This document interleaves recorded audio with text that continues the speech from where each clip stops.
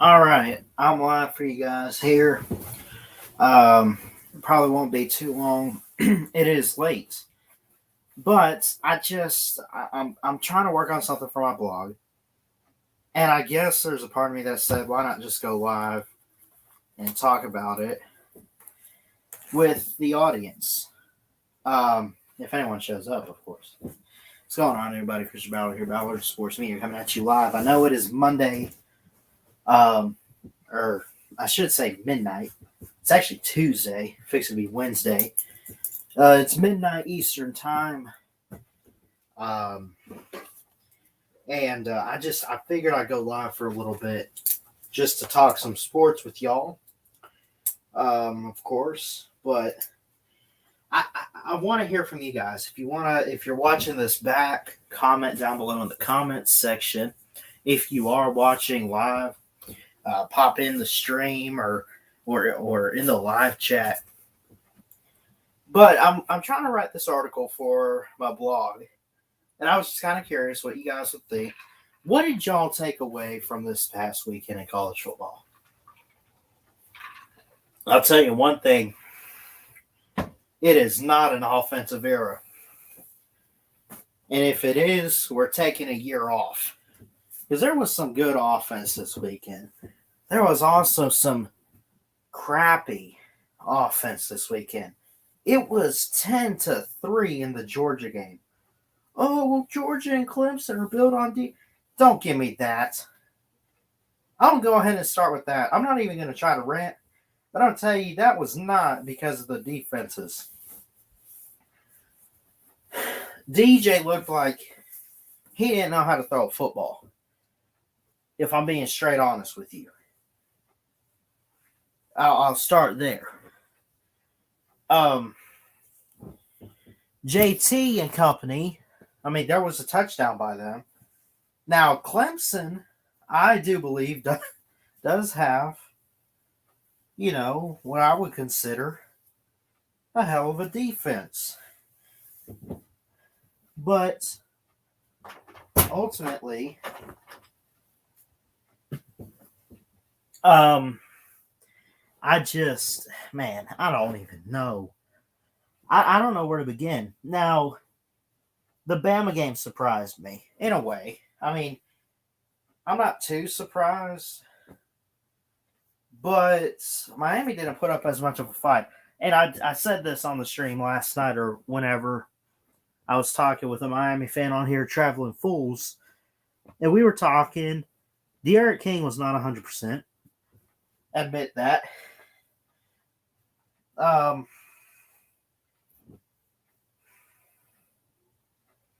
But, does that matter? Because had he been 100%, do they get more than 10 points? Do they score more? Does Miami put some points on the board? I don't think so. Well, take that back. I think maybe an extra touchdown or two. Bama's defense is just that dominant this year. I told you that. Now, what did surprise me was the offense, in a way. Or in ways, I should say.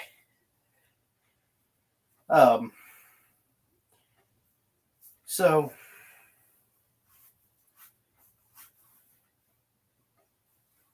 I don't know. What did we learn from this past week in college football? Not even just weekend. We had games on like Tuesday or whatever. Games on Memorial Day.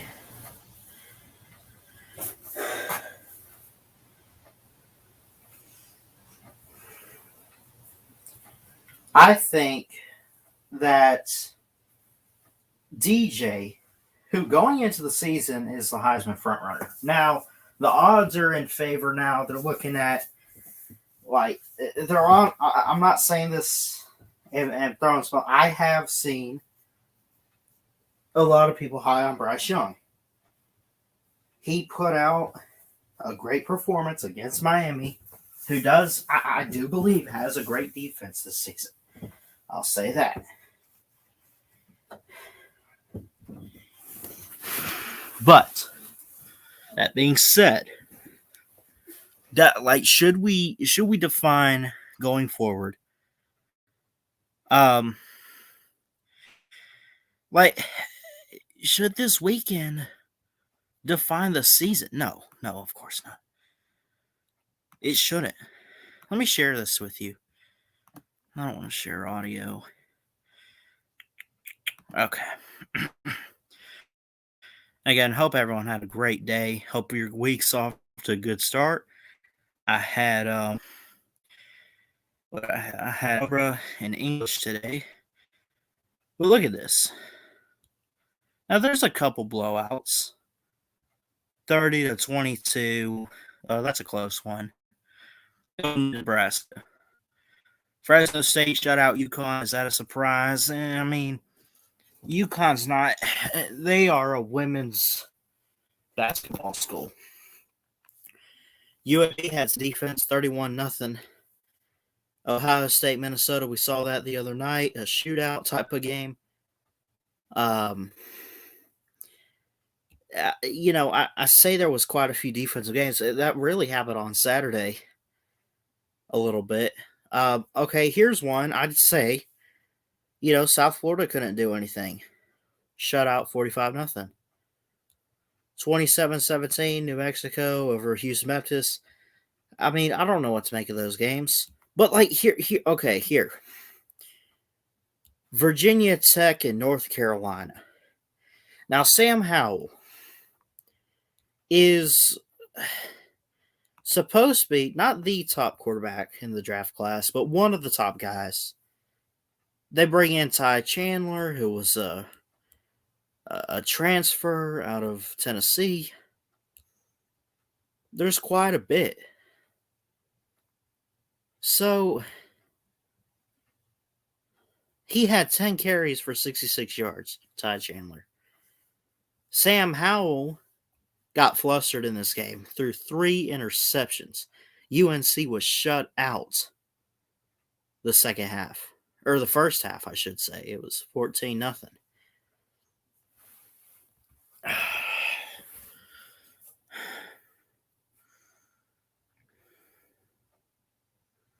Three interceptions. This Hokies defense is incredible.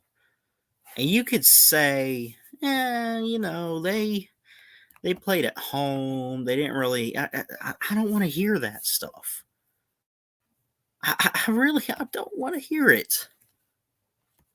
What's up, LW? How you doing, man? Roll Tide.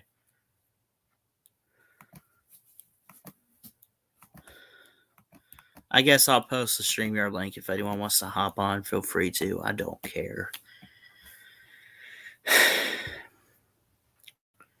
I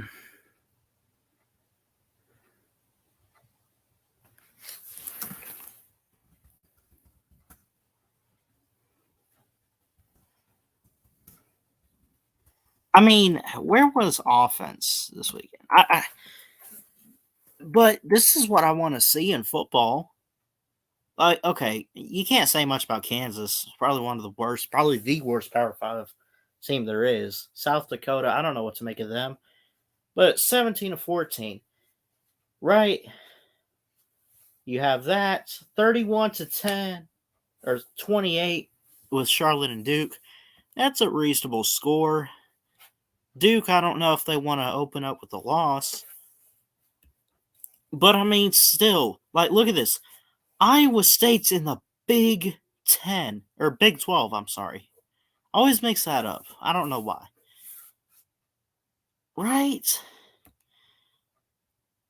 16-10 over Northern Iowa? What in the hell? Did Brock Purdy play in this game? Because apparently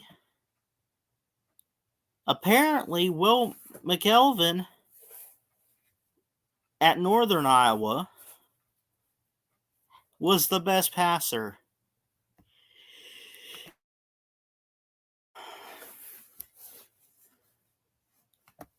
Drew Sanders replacing Allen. They think highly of a big high school player. I love Drew Sanders. I love the recruit. Look, Chris Allen being down, man, and out for the season, that's a huge blow to our defense, in my opinion. He's definitely one of the leaders. I do trust the depth. But I also, you always hate to lose a player like Chris Allen. Anyway,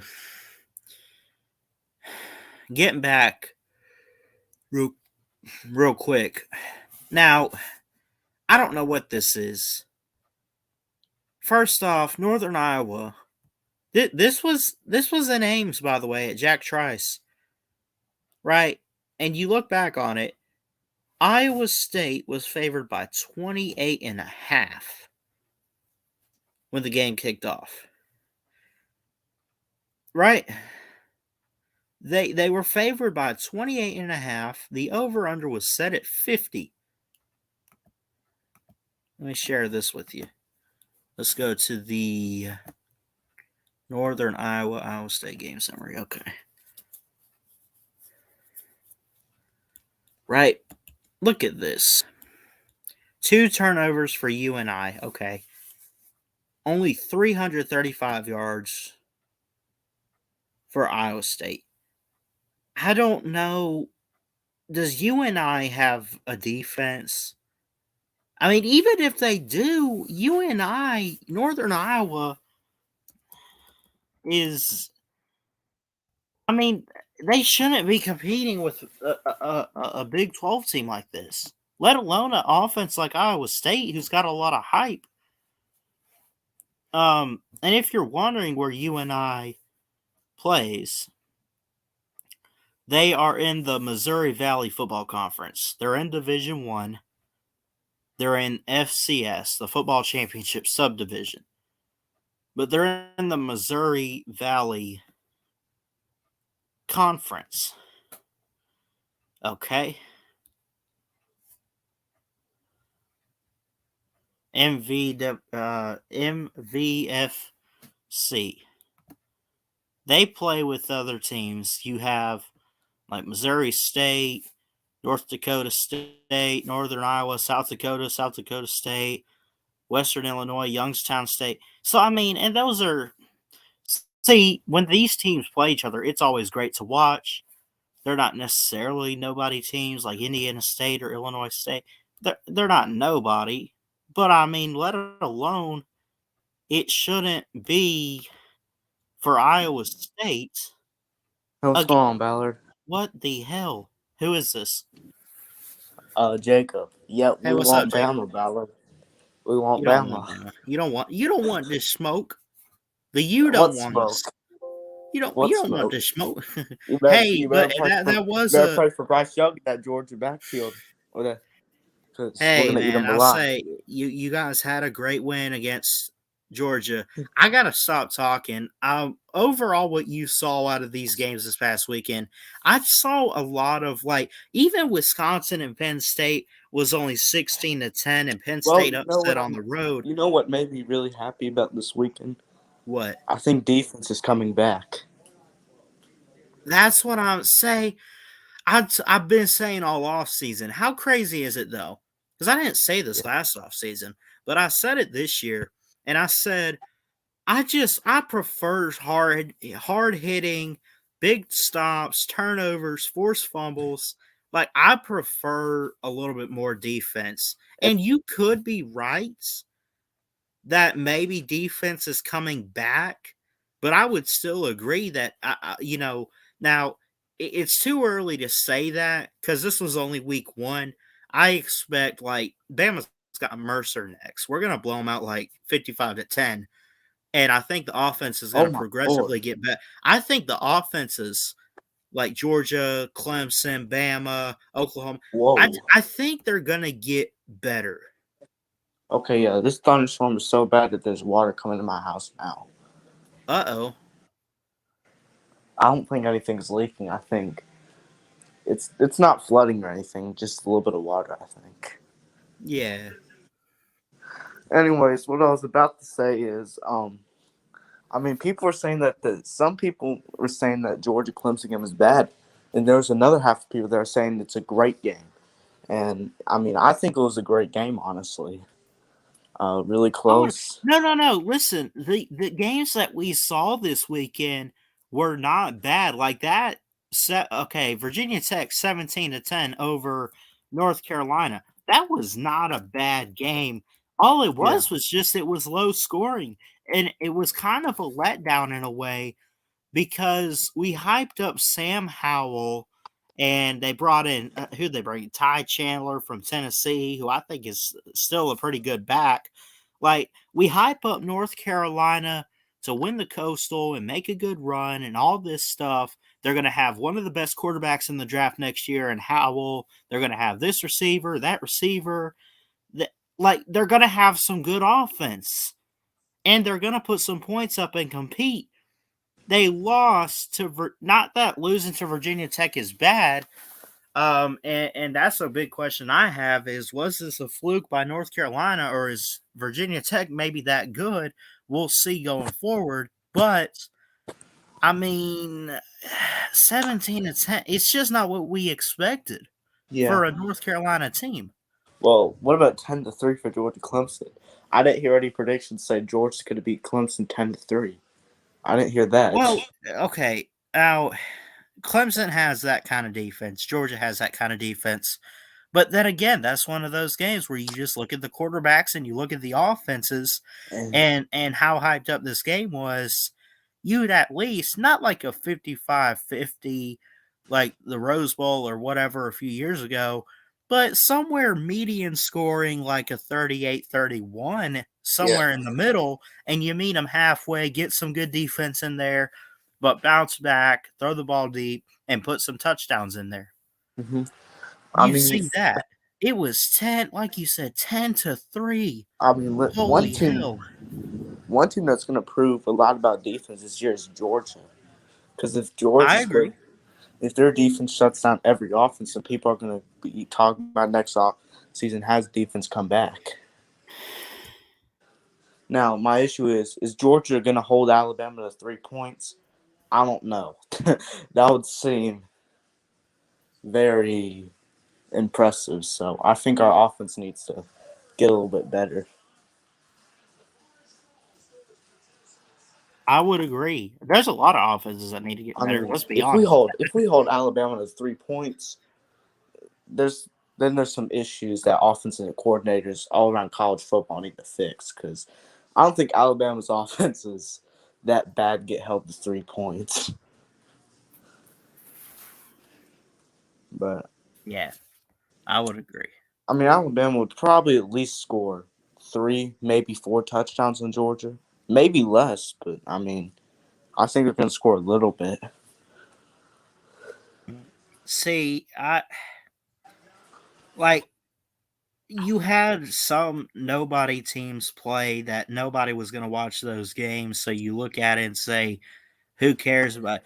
But like really the only for the major games at least, really the only um big offensive performance I think was Alabama.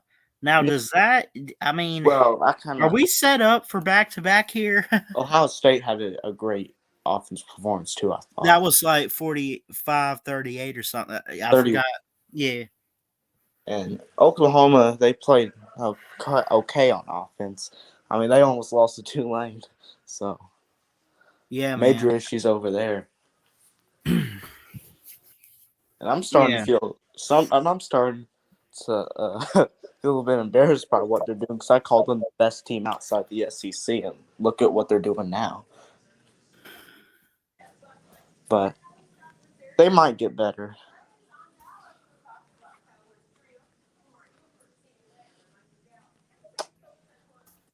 Are you still Yeah. there? Yeah, I'm still here, buddy. Uh, what does Jeff Webster think about Iowa State and their ugly win over Northern Iowa? I'm sure he was pretty, pissed off. I mean, it's a win, but for him, I'm sure it's not how they wanted to begin this season where they had so much hype. I did not want. I want Iowa State to succeed. I mean, I'd rather them win the Big 12 than Oklahoma because Oklahoma wins it every year. But 6-point win, Jeff needs to. He needs to worry a little bit, in my opinion, especially for the Iowa game. I mean, Iowa had 3 pick sixes on that Indiana quarterback. Yeah. I mean, was Chess playing QB for Indiana or something? You got Because him there, man. three You pick got him there. sixes. You back there at quarterback. I mean, Iowa's defense played great that game, and I always thought Indiana was overrated before the season, anyways. But I didn't know about three pick sixes. Yeah, that was insane, man.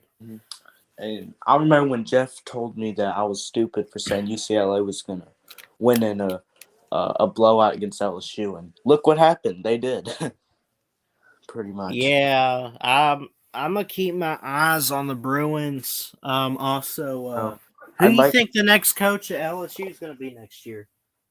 Nick Saban. Hell no. Yeah, but Leon? yeah, Jeff might need to apologize for doubting me on that take. I mean, it happened, so.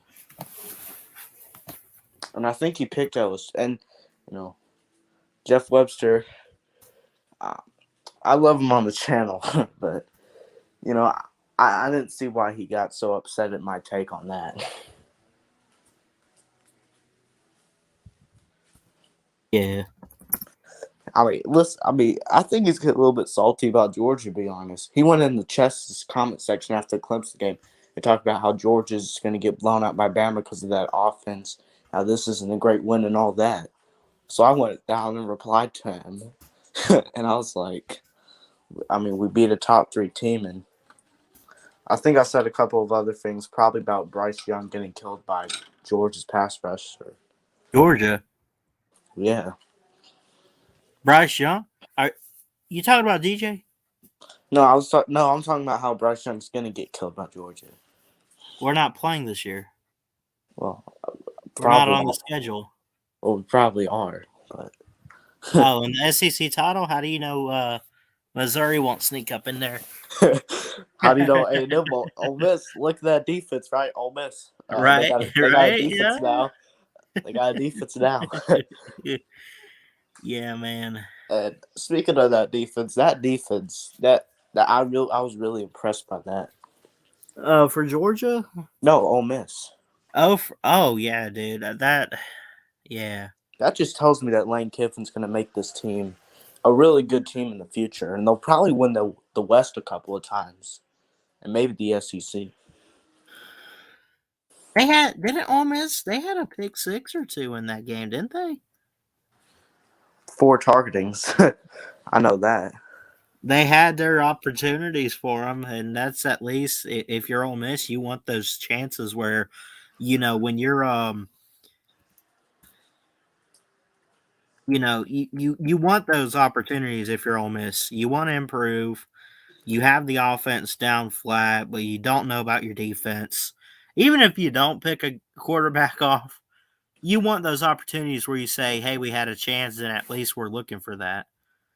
Yeah, there is one positive thing I saw about What's up, Slim? offense, about our offense. 2 positive things actually. One, I liked the hurry up tempo offense that we were running against Clemson. Caught him off guard a little bit. And 2, I like how we ran the football. I think that was, and Zamir White. I'm gonna love our run game this year. I can tell. And I mean, I have to admit, I was a little bit doubtful about the Georgia offensive line, but it looks like we're going to be great this year on the offensive line. Yeah, I mean it. You have to admit the O line did struggle and fault at times, Yeah. but it did. I'm sure for you as a fan, it had to look better than expected. Yeah, because I was a little bit worried because I was saying, well, the past 2 years we had like a preseason top 5 O line, then it's terrible and You guys disappointing. do recruit strong guys though that can block Yeah. really well when you need them to. Yeah. Well, there was a lot of times where they didn't, and I was a little bit doubtful of that. But then they played great against Clemson, so now I'm a little bit happy about that. I think the O line's going to be great. Um, and one of the concerns I had, and I don't think a lot of people are pointing this out, we had way too many pass interference penalties that game. We got to calm that down, especially in big games. That's going to cost us something.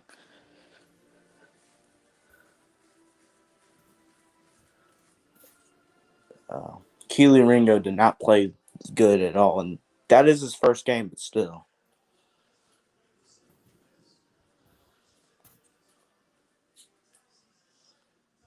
Yeah. What's Yeah, up, Slim? some I shade. put the StreamYard link in the comments section. If anyone wants to click in and join in, anyone's welcome. Feel free to. Yeah, Won't be on here too long, but yeah, Slim Shady. Those Miami Hurricanes really showed out this weekend. holy hell.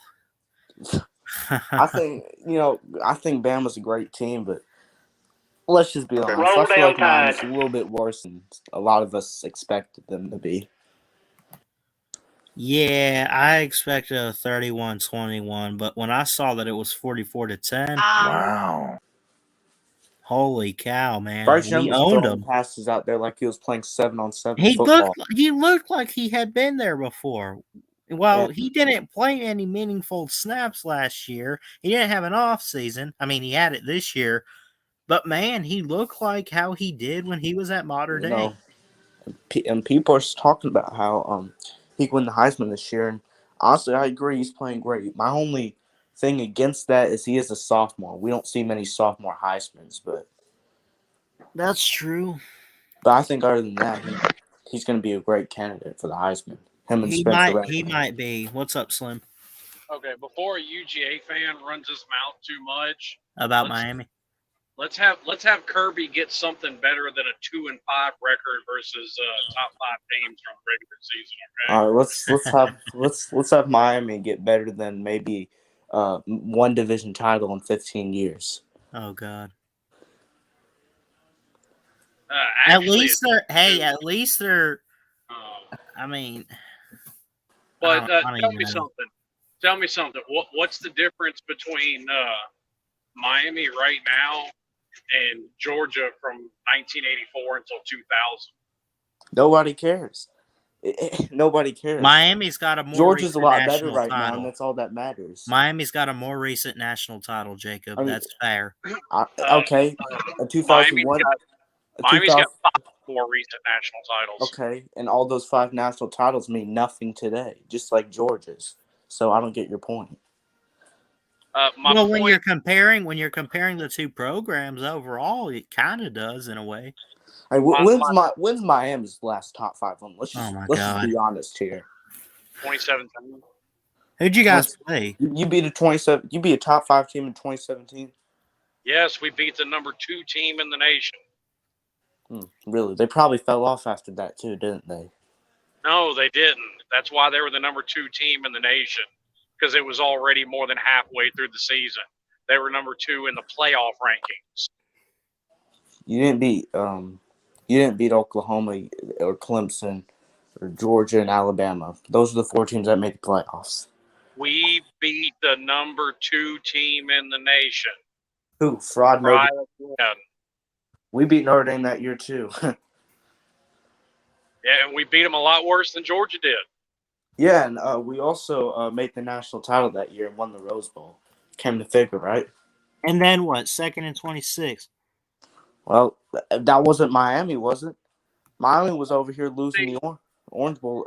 They had a 3-loss season that year, and that's the best season they've had in the ACC in the past 15 years. Georgia's had plenty of seasons better than that. No, Georgia had a downtime just like Miami's having theirs. Yeah, and Georgia's a lot better than Miami right now. Yeah, right now. And guess what? When Miami's back on top, Georgia will be back to being dumpster juice. Well, I don't think people tend to forget this is how college football works. I don't think losing 44-13 Alabama is rebuilding your dynasty. Well, I don't think giving UCF their first bowl win in history was much of a dynasty. That wasn't us. That was not us. Yes, it was. Georgia gave UCF their first bowl win in program history. Oh, what? Oh, yeah, 10 years ago when nothing mattered. Nothing matters 10 years ago anymore, does it? Okay. Apparently, it does. I don't know. I find they want to rag on Miami losing to FIU, but Georgia's done the same thing. Georgia's got losing records to bad teams. You mean getting shut out by Florida Atlantic? We've never been shut out by Florida Atlantic. Somebody, 2019 bowl game, FAU. We've never been shut out by Florida Atlantic. Okay, whatever. You got shut out by somebody in the bowl game in 2019, 14-0. Okay, you want me to pull up Georgia's shutouts too? Yeah, Georgia hasn't been shut out in over 25 years. That's a lot. George, pull up a score where Georgia scored 0. Fact check false. Huh? I said fact check false. Look it up. Georgia has not been shut out since 1994. Especially right before Margaret got there, Georgia was hot dumpster juice. And those times don't matter anymore, do they? No, but it still stands to prove the point. Georgia's been dumpster juice. Hell, Miami hasn't slipped as far as Georgia did when they were down. Well, I mean, how many losing seasons has Miami had over the past 15 years? 1. Oh, well, the other ones are probably a bunch of 6-6, 7-5, and 8-4 years. 9-3s, 8-4s, a 10-win in there, just like Georgia. Remember when you were preseason number 8 in 2018 and you completely flopped with LSU? And the rest of the year, right? I don't think you're understanding the point. Georgia's a better team than Miami right now. I didn't hear anything you just said. It cut out. I said Georgia's a better team than Miami right now. Sure. I don't think anybody's debating that. You're fighting a straw man there, sir. I mean, Kirby wins big games. I don't get. Whatever. You're finally. Kirby. No, hang on. Kirby is 2-5 now in top 5 matchups during the regular season. Yeah, he also beats 2 top 10 Florida teams, a top 10 Kentucky team, and plenty more. Did you just say it's top 10 Kentucky? Yeah, they were ranked. Hey, if you want to call Notre Dame, I don't care where they were ranked, son. It's Kentucky. Yeah, and I don't care where Notre Dame was ranked. Notre Dame's Notre Dame. They get blown out by everybody. They don't play in a conference. See, once again, you're falling back to the same pathetic argument. Oh, well, you blew them out, so they obviously ain't shit. Stop it. They were the number 2 team in the college football playoff rankings. Oh, that's cool. Georgia beat them that year as well, by the way. That nowhere near as bad as Miami did. Okay. Yeah, we also didn't lose any. We also won our conference title game. Miami lost by like 40. 37-0. No, it's not at all how it happened. Not even close. What's up, LW? What's going on, fellas? Not much, man. 3 games in a row at the end of the season. Pittsburgh, Clemson, Wisconsin. Yes, we lost to Pitt, and Georgia lost to South Carolina. So what's your point? That you finished 10-3 or 11-3. I mean, what's your point? I mean, you're acting like Miami's been a decent team. They've had one okay season. No, they've been a mediocre team. I've said that repeatedly. Okay, so what's your point for trashing Georgia about big games? I said Georgia fans, before you get a big head, get at least a 500 record in big games. Well, put it this way. You think a win over Notre Dame is better than an SEC title win, a Rose Bowl win, 2 other New Year's Six Bowl wins, 2 other top 10 wins over Florida? I don't think that's what I can go on and on.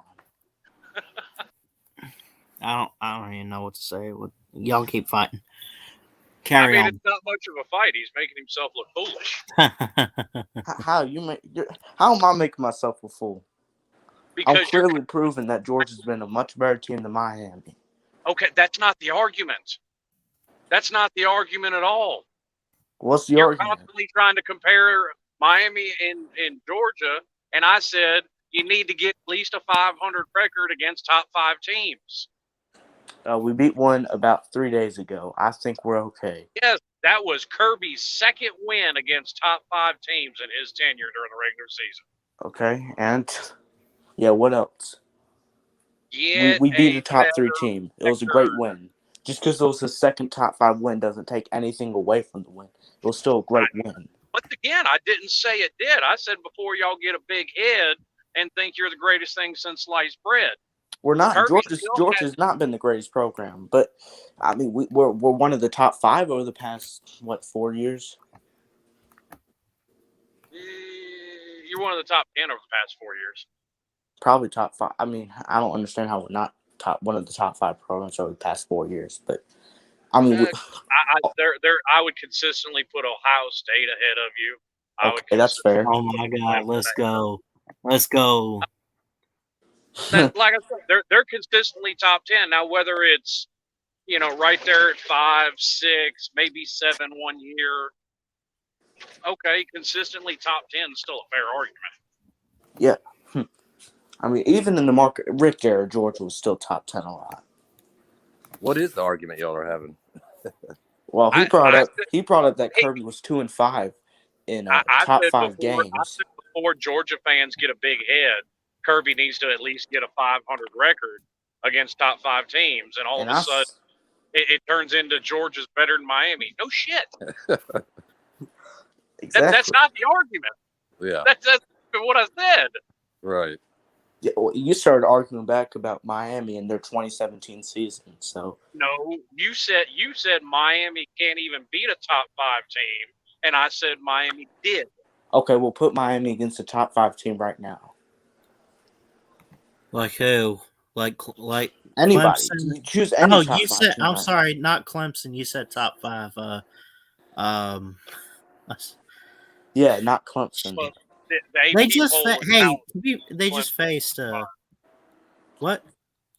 I said the AP poll is out. A&M's probably your best chance. They are. A&M is your best chance, but I don't even think you beat them. They didn't look top 5 this weekend. I'm sorry. No, they didn't, but they're at least better than Miami. Fair.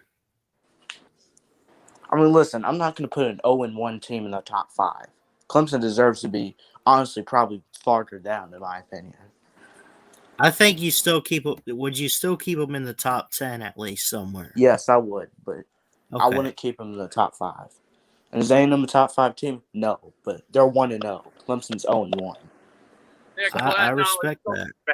It's still fair to have Clemson in the top 5 because you didn't score an offensive touchdown against them. Yeah, that has nothing to do with Clemson. Clemson couldn't score an offensive touchdown on us. Yeah, yes, that has everything to do with Clemson. It's fair to put them in the top 5, I guess, but I personally wouldn't. You can't be an 0-1 team in the top 5. At least not in my top 5. It's very rare you have 2 top 3 defenses playing in the first week.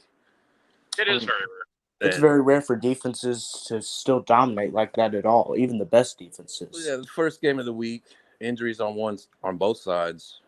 It's those offenses will be fine. That's true. George, I completely disagree with that. It's not uncommon at all for defenses to dominate, and that's actually the trend in football. Now, it might change. That's not the trend in football. Offenses have dominated recently. For about a 3 or 4 year period. Exactly. It was always defense prior. Yeah, I get your point on that. Happened before in the past, and defenses caught back up, and you're seeing it in both the NFL and the college game. Defenses are touching back up, and I get your point on that. It was going in an offensive direction, so I'm happy with the defensive game on Saturday. The main reason for that is the rule changes. Yeah, rule changes. I agree. And even with the rule changes, look, a number 1 offense is 0-10 in Super Bowls in the NFL this century. So, all time, 9 times out of 10, the number 1 offense, the number 1 defense beats the number 1 offense. In the NFL, but in college, that's not been the trend at all.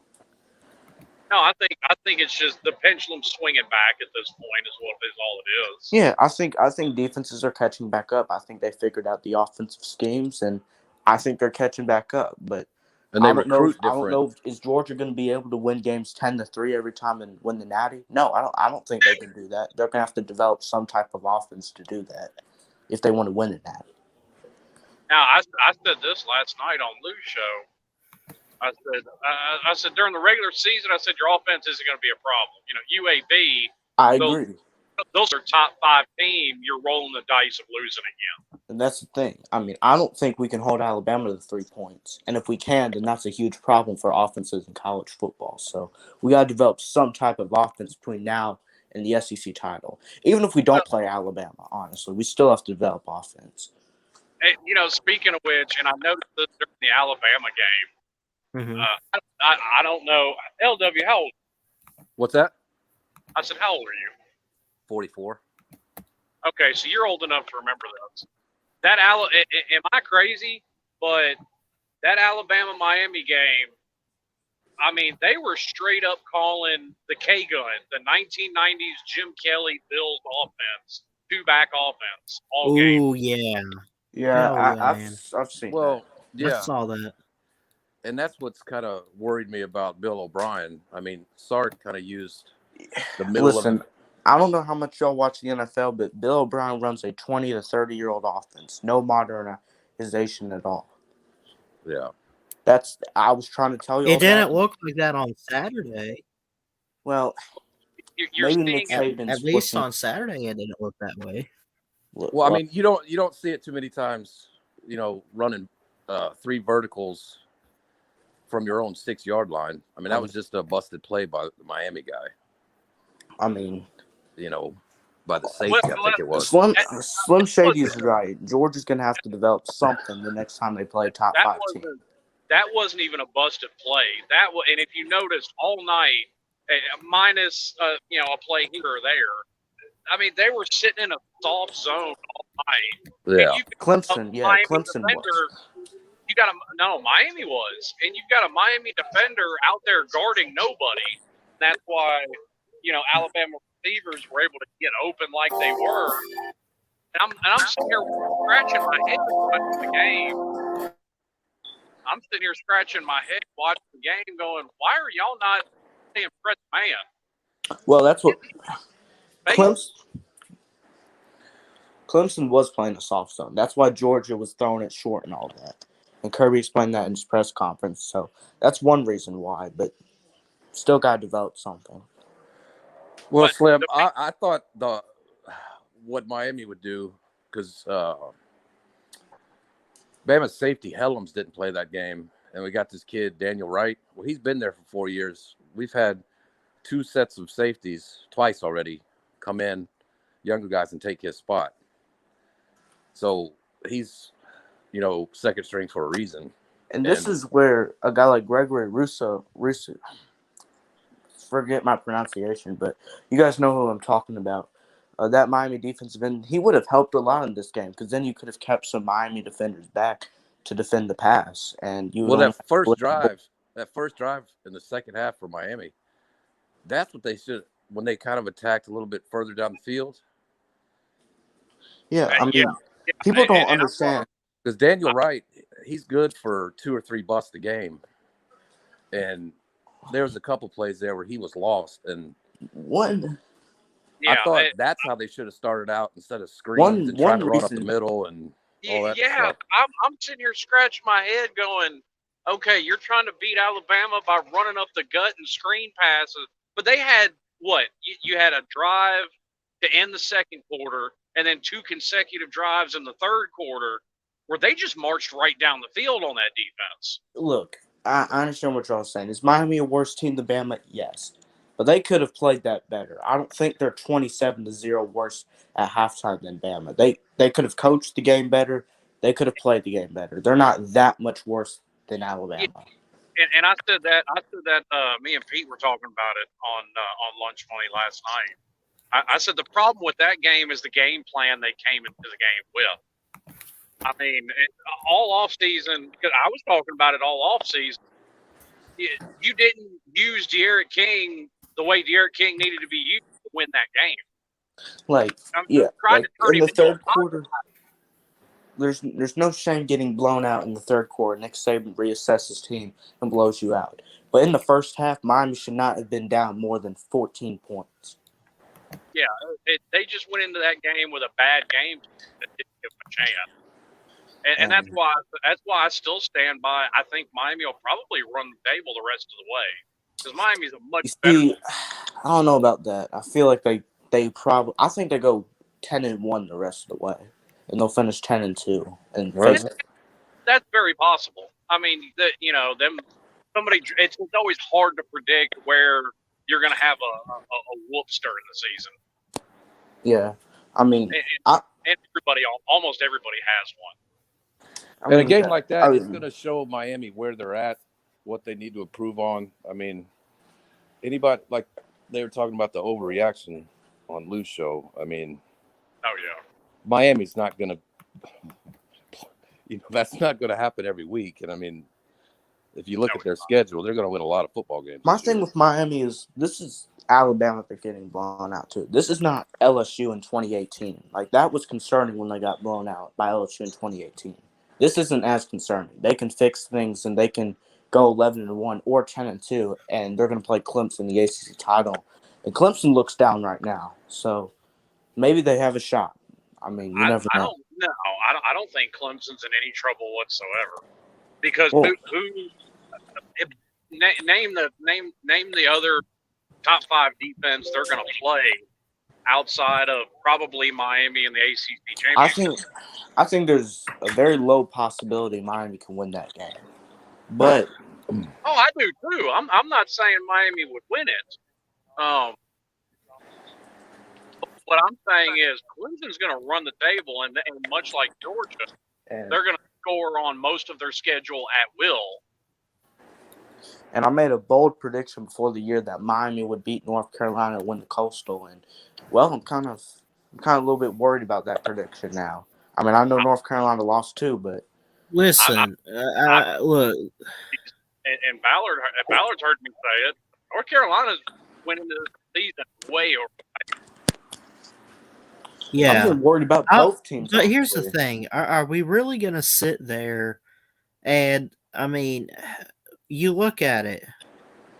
Miami got blown out by Nick Saban in Alabama. I'm not here to brag or nothing, but Miami should not be defined just by that one game alone. I do think, and you got to think. We talked about this, I think, yesterday, Slim. Remind me again, I don't think De'Aaron King was full-on healthy, was he? I mean, they said 90, 95%.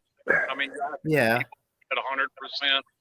I mean, irregardless, and I told you I saw this with him last season, and I said it last season. It's on plenty of streams. De'Aaron King is trying to show something to NFL scouts. And there are times instead of getting forward progress on a play or keeping a drive alive, he wants to prove that he can sit back in the pocket and pass the ball, which he can do. But Miami's offensive line isn't always up to that. I think that's what happened with Tua. Tua played because of NFL scouts, and he wanted to prove and all that. So, and then he got one of the worst injuries ever. Well, the thing with Tua is Tua has the talent. The problem with Tua is basically just bad luck. I mean, he's made out of glass. Well, I'm not necessarily talking about his NFL career. I'm talking about how he played against Mississippi State and all that. He didn't need to play that game, but he did because he wanted to show NFL scouts that he was he was a worthy pick. At the end of the day, Nick Saban's got to take the blame for that, for him still. And that is Nick Saban's fault, but I also heard that, and I don't know if this is true or not. I heard that Tua's family kind of encouraged Nick Saban to play him and all that. I don't care. Nick Saban takes all the fault for the bad, gets all the credit for the good. And I think that game is Nick Saban's fault. I mean, they could have won with Mac Jones against Mississippi State. Maybe it didn't seem like it at the time, but they definitely could have, even with an unproven Mac Jones. Well, I mean, they were up enough after the first quarter. They could have put Mac. I mean, and honestly, Alabama could have made the playoffs that year. Would they have really lost to Auburn with Tua? I mean, I don't think he's going to throw 2 pick sixes. And that's not fault on Mac Jones. I just don't think he was necessarily ready to play a game like that season. Because, I mean, Mac Jones is very careful with the ball. He's only threw 4 picks in 2020, but he threw 2 pick sixes versus Auburn. Well, Alabama didn't have a lot of depth on the linebacker position that year. I don't think they would have done anything in the playoffs. Yeah, I mean, I don't know if I buy that Alabama doesn't have depth at any position. Well, there was a couple years, 2018, 2019. I think it was 18. Everybody Matt Wilson said, was amazing. Yeah, everybody said what depth they had. I think to start the 2018 year, they lost 2 starting linebackers for the season. Well, no, that was 19 when your defense was just absolute garbage. Because you had to put in all those freshmen. 2018, they had Matt Wilson, and he was one of the best linebackers in the country. So, yeah, but I'm talking about recruit and Slim. You know this in recruiting when you look at it, it's who you position you recruit. You can have the number 1, number 5, number 4, whatever number. If you're recruiting just like now, we have like 10 receivers that are 4 and 5 stars. Well, they all can't play at the same time, so they transfer out. Yep. That's a Georgia quarterback problem. Like, we had I think it was 2014, 2015. Both out. I can't remember. I have to look it up. Maybe it was 15, 16. But they had the top 3 recruiting class 2 years in a row. I think one year they recruited 23 players. Well, only 15 of those players stayed. You see, that's an issue with the Georgia quarterbacks. I mean, we had 5 and 4-star quarterbacks, and about 2 or 3 of them are gone. Georgia quarterbacks are always leaving because they can never play. No, I can't agree with that at all. The problem with the Georgia quarterback position is Kirby Smart's an absolute bonehead at picking a good quarterback. Yeah. Well, he lets Tom Munkin run the offense now, so that's maybe. But it's going to be a while before Kirby Smart outgrows Jake Fromm is better than Justin Fields. He's going to have to carry that for a while. He's going to carry that. I think once he wins the Natty, that will go away. But until then, I think that's going to stay. Now, Justin Fields was given his chance at Georgia. I'll say that. Chance to what? He didn't really play that well. You don't make Justin Fields run your offense. He gave him a chance to run a fake punt, and Kirby screwed that man. You run offense. One of the worst things that destroyed Georgia was the James Coley hire. That was awful. No, it had absolutely nothing to do with James Coley because you want to see what James Coley can do as an offensive coordinator. Go look at what was it? Miami went 9-3 with James Coley as offensive coordinator. And defense was our problem, not offense. Yeah, and I mean, that 2019 team, if they had a normal offense like any other team, that team would have won a Natty. If they had a normal offense. Oh, heck yeah. Breaking news real quick. I know we're talking a lot of college football, but if you guys do follow baseball, Derek Jeter is supposed to be inducted tomorrow into the Hall of Fame. See, I don't watch baseball, so I don't have a take on that. So y'all go ahead. I don't think Derek Jeter had a Hall of Fame career. I like Derek Jeter. I think he's a good guy. Don't think he had a Hall of Fame career. Yeah, I mean, he wasn't bad, but there's a certain point, like, I feel like in sports like baseball or whatever, I do think the term Hall of Famer is overused in ways, and not that he doesn't deserve talk about it, to be in conversation, but he still had a hell of a career. I think what you just said about Georgia winning the national title in 2019 is an oversimplification of it, and I think it's because you're really young and you haven't watched enough football. I mean, I'll give you a perfect example. With a good offense, I'm saying they could have. Like an offense like Alabama's no shoes that year. They could have won the Natty that year. There's a lot of teams that could have, but you can look at 100 games every year, and the better team doesn't always win. Yeah, I mean, that's true. My point is that defense is wasted. I mean, Clemson in 2018 was not as talented of a team as Alabama, but they beat them by almost 30 points. Fair. Oh, I disagree with that. Well, the reason I'm going by that is I'm going by 247. Their average rank. That's not true. Clemson was as talented as Alabama was that year. Clemson had that year. What I think, year? What year? 2018. Clemson was no less talented than Alabama that year, so I don't get that. Well, we knew that. We knew that, of course, when they blew us out. Well, no. In 2018, Clemson's average class over the previous 4 years was 12. I think one of the worst Clemson teams.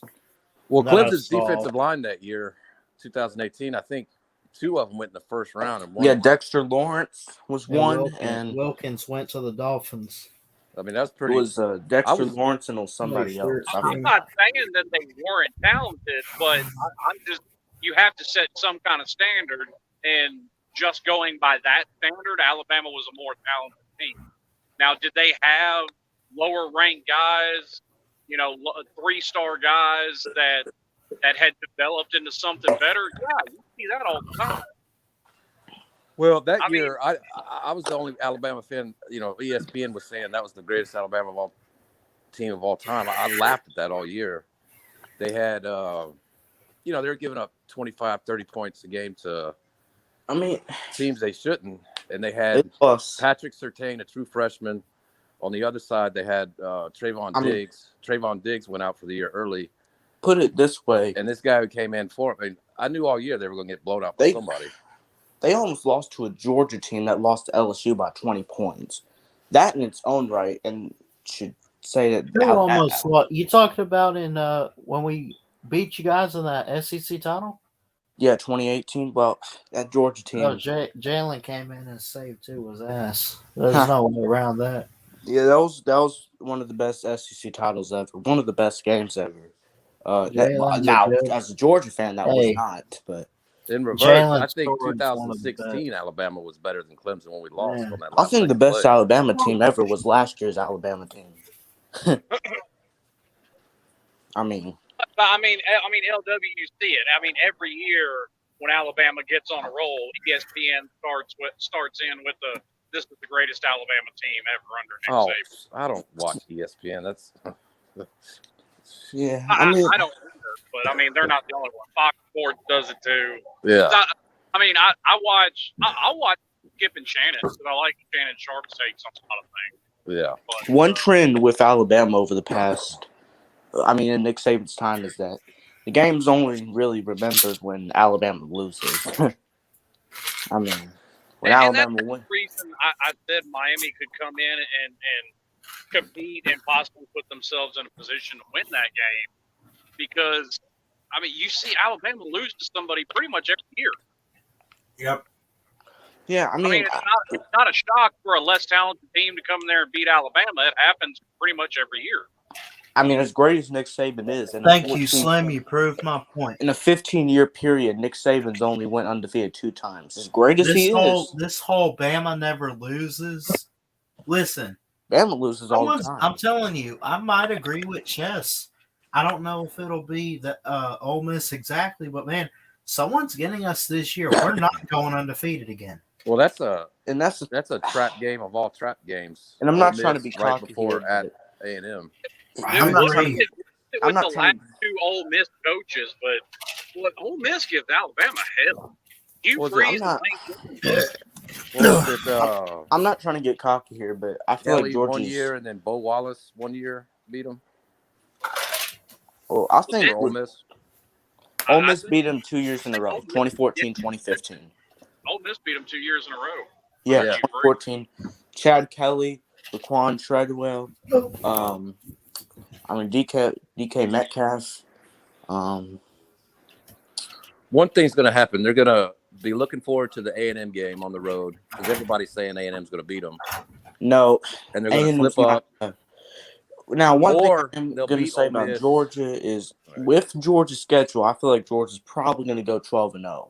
Well, you think they're going to lose in the title? They could probably stumble against somebody just because most teams do. Well, maybe. And I think it's probably a 50% chance Georgia goes 12-0, probably a 50% chance Georgia loses somebody random for the rest of the season. I mean, Georgia's lost to a random team for 40 straight years. I mean, it'd be amazing to go 12-0.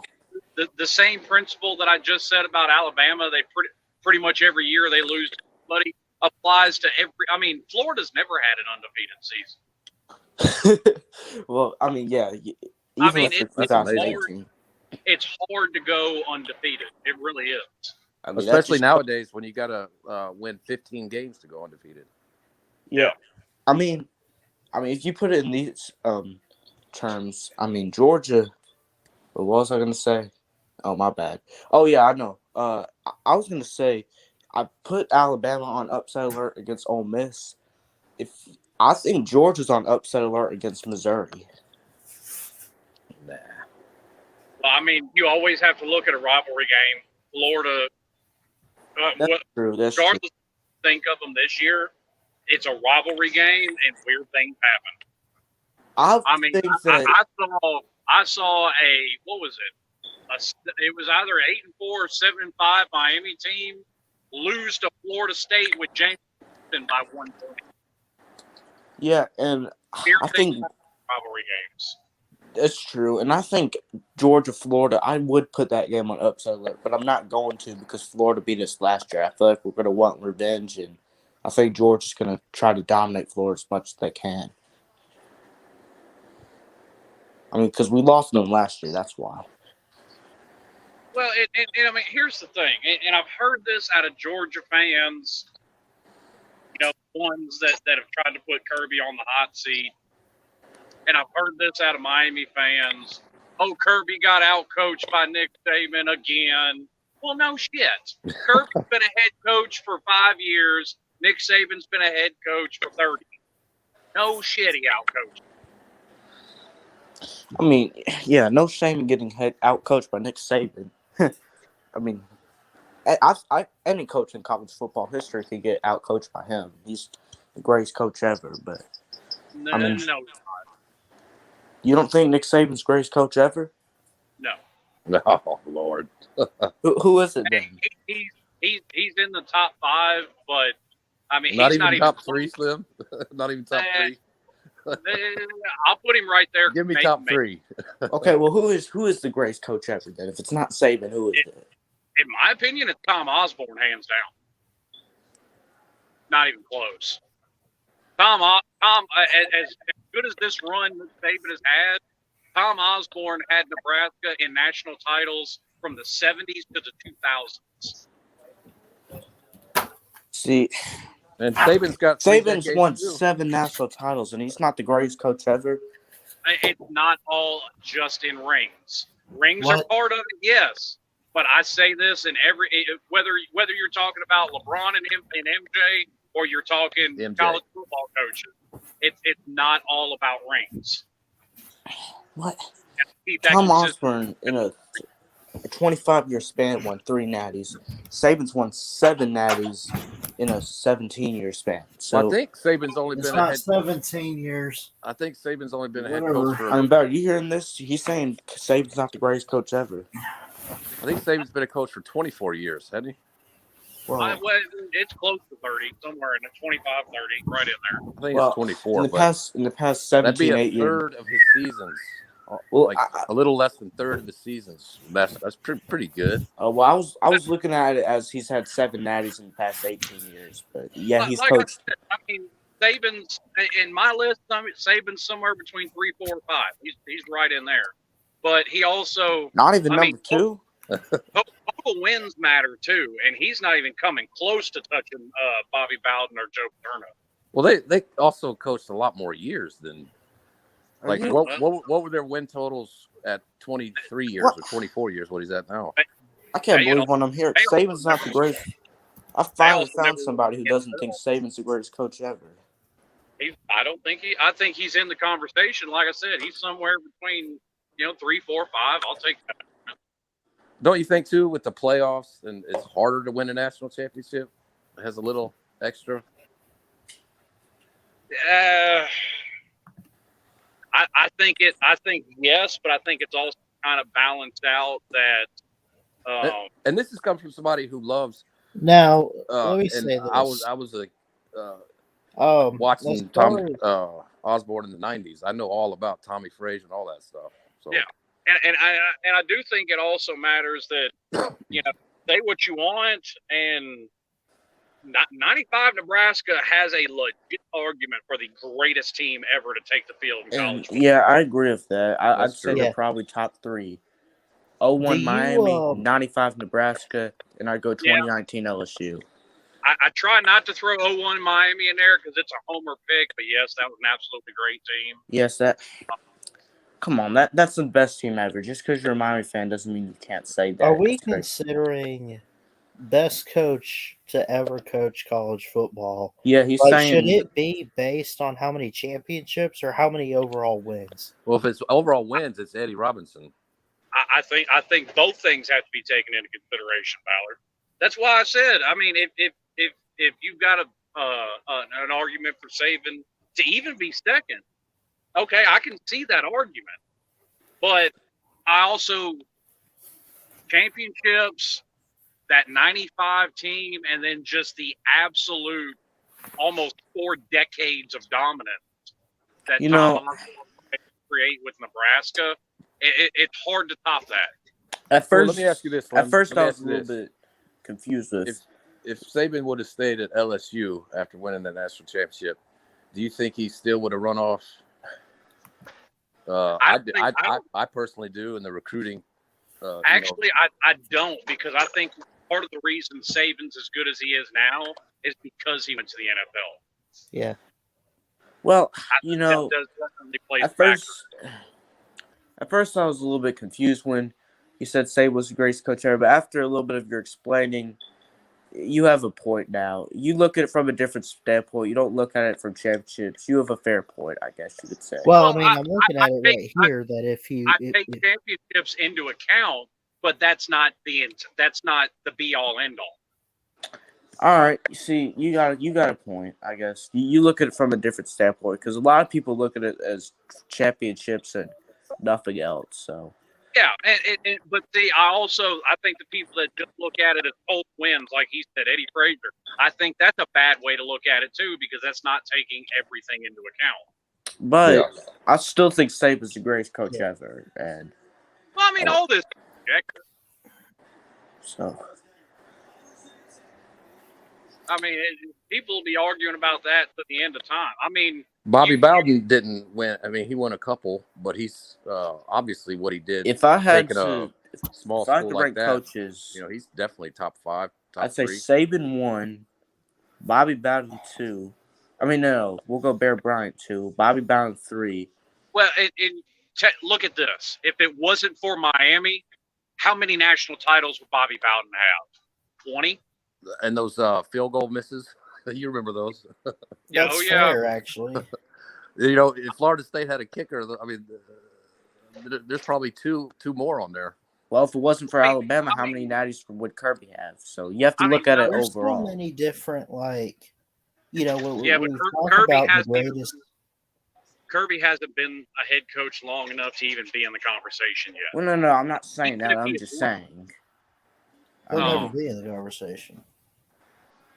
I mean, that's determined. Kirby's nowhere close in the conversation. I'm just making the point. How he probably would have some daddies if it wasn't for Alabama. But, I mean, LW's old enough to remember the point I'm making. I mean, there was a time in college football, there was probably a 10-year straight run where the winner of the Miami-Florida State game determined either who was playing in the national title or who was winning it. Yeah, and the younger people don't realize it's not like today where you could watch any game you wanted. There's very few games on TV, and there's a certain time where, you caught, rivalry games, stuff like that, but Miami was on your TV screen every Saturday. That's it was. Versus Notre Dame and Florida State. Yeah.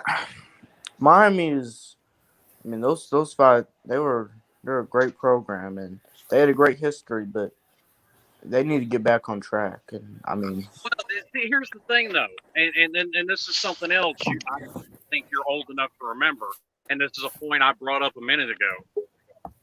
Me and Jeff Webster have had this conversation several times. Alabama's had 2 20-year droughts in his lifetime where Alabama was dog shit. That's true. Yeah. Oh, I mean, I remember watching my first Iron Bowl in like 1984. I mean, there was in the 80s, even with Derek Thomas and Cornelius Bennett. That 1984 Iron Bowl where Alabama won on the game-winning tackle. You know, you were happy with that 8-win season. Yeah, and then I was happy. Late 90s. That's why I don't lose. That's why I don't lose my shit like a lot of Miami fans do with what's going on right now, because I know that's just how college football works. Teams go up, teams go down. I mean, college football runs in cycles. You know what I mean? It's like it does. Yeah. It absolutely does. And Ballard, I brought this point up to you. I said, what is the difference between when Alabama and Georgia were dog shit and Miami and Tennessee were the shit? There was no YouTube back then. Right. That's it. So y'all couldn't just go on and brag about it. I mean, that's true. Look at the early 2000s. That would have been when Mark Richt, or even the late 90s. You know, before Mark Richt got there. I mean, this was right about the time Alabama got caught paying Albert Means. Alabama and Georgia were dog shit. Tennessee was dominating the SEC, and Miami was on top of the world. And what's the difference between now and then? Okay, they're just reversed. Well, that's how college football works. And there was no YouTube. But now you got platforms and social media to go on and brag and talk smack about it, you know? Well, what I hate about college football these days is it's either win a natty or you suck. I hate that. Yeah, I agree. I'm sorry, but a New Year's Six game is still a New Year's Six game, in my opinion. Yeah, and they started to ruin that too because they make it seem like it's nothing anymore. I will say, and again, I say this not out of bias or favoritism, but just because overall for Nick Saban, you know, for Alabama year in and year out, it's national title or bust. That, like, frowning upon Alabama because you failed to, let alone even make the national title. Like a few years ago, remember, we lost 2 games in 2019. We made the Citrus Bowl of all bowl games, and people were just shaking their heads like, what the hell happened? And, you know, you got programs like that and Clemson, but, like, even, like, I agree with you, Jacob. Like, what, you know, it's, if you don't make the playoffs, you're going to college football hell for not being one of the final 4 teams, and I can't believe you can't get past this or that. There are teams out there that are like 5-7 because of a tough game on the schedule. There are teams that would kill for a 6-6 record, just a bowl appearance. And then you got teams that make bowl games every single year, improve to ultimately the next step in a New Year's Six Bowl, but it's still not good enough. It's not a national title, and they're frowned upon, and it's stupid. Oh, it really is. I think part of that's to do with this, and that's part of the reason I have Nick Saban as high on the list as I do, because the amount of championships he's been able to win, nobody else has, and that's why Saban's definitely in the argument. But I think you're absolutely right, and I think a lot of it has to do with Nick Saban. Yeah, right. Well, now who is the highest ranked ACC coastal team? Who is that? Your Right now? It's got Hokies. It's got got to be. Oh, okay. Until they have to come to Miami and play us. Oh my gosh, dude. Hey, Virginia Tech's on the ropes right now, man. They're going in a good direction, but I want to know, I think you're kind of falling into that week 1 trap. And I called in illusion tonight and said this very thing. I agree. I think too many people are overreacting. We've had 1 game. Like me and him were talking about the Miami's got to play Michigan State in a couple weeks. Okay, a lot of people are saying Michigan State looks better than what they thought they were going to. Well, maybe, But how do we know Northwestern's just not a whole lot worse than what we thought they were going to be? Now, see, look at True. this. I still take. That's going to steal some Miami recruits in the future. That Miami's what Florida State did? That's gonna cause some trouble for Miami in the future if Miami wants to rebuild it. I would agree. Hey, this was a good game, and I think this kind of showed in a way, like, even though Notre Dame won in overtime and Florida State might be hanging their head, I don't think Florida State fans should hang their head on this one because it showed you, and say whatever you want about Notre Dame, I don't care. I do think they are not like one of the like tier one, but I mean they're a great program, especially on defense with what Brian Kelly's working with. For Florida State to have the game that they did and only come short in overtime, just being able to compete like that, man, they can give themselves a pat on the back. Maybe if they can get a real quarterback and some real wide receivers, maybe they'd be a good team and actually beat some people for once. Well, here's the question. Okay, Notre Dame may not be what we thought they were this year. How much of that has to do with the whole them playing as well as they did? How much of that has to do with the fact that whole game was a tribute to Bobby Bowden? And can they keep that kind of mentality? Can they keep that kind of mentality all season? I don't know. The crowd was nuts.